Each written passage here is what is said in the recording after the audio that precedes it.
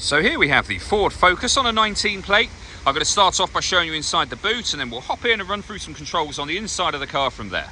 As we approach the back of the car, you can see we have plenty of boot space along with that 60/40 split folding rear seat should you wish to increase this space even further.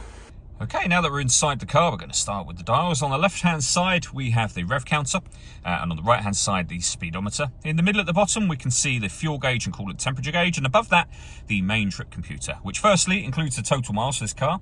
They are 15,320. You can then see that we have a digital readout for the speedometer.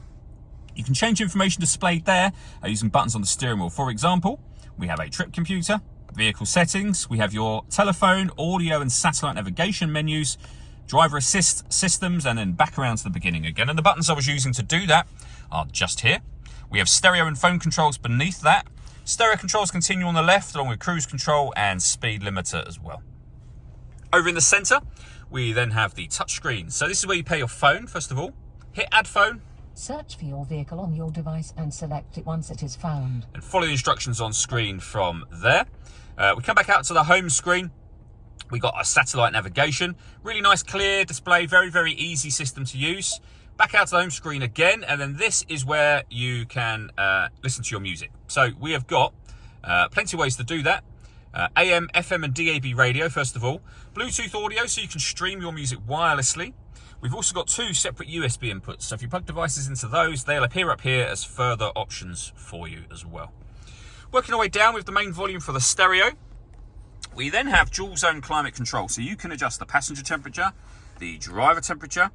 You can increase and decrease your fan speed from here. You can determine what direction you'd like the air to be distributed in. Once you're happy with those settings, that button turns your air conditioning on, and it's on when that light shows. So same button again to turn it off. Or you can hit auto. The car will now maintain those temperatures by taking control of the fan speed and the direction of the air for you. Any manual adjustment will take auto off straight away and allow you to put it back on your own settings down here. With a heated rear screen, a proper heated front screen, heated passenger seat, heated driver seat, both of which have 3 different heat settings, as you can see. And then below that, we have the USB input and 12-volt charging socket, a 6-speed manual gearbox, and these buttons just here. So you can turn off the stop and start. This car is designed to cut out when it's stationary in traffic to save you fuel. That is the system turned off when that light shows. You can turn off your traction control. You can change the driving setup of the car, so you can go from normal to eco and sport as well.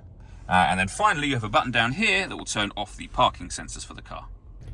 The last thing I want to talk about is the panoramic glass roof. So first of all, you have a button up here that will open the sunblind section. You can leave it like this, and obviously as you can see, that lets in a huge amount of extra light. Or you can, if you wish to, open this front section as a proper sliding sunroof as well, and that will open over the back of the rear section. As you can see, massive sunroof area there available. All that leaves me to say is thank you for taking the time to watch this video. If you'd like to come and see the car in person and have a test drive, please feel free to call either of our MJA sites. We'd love to hear from you soon.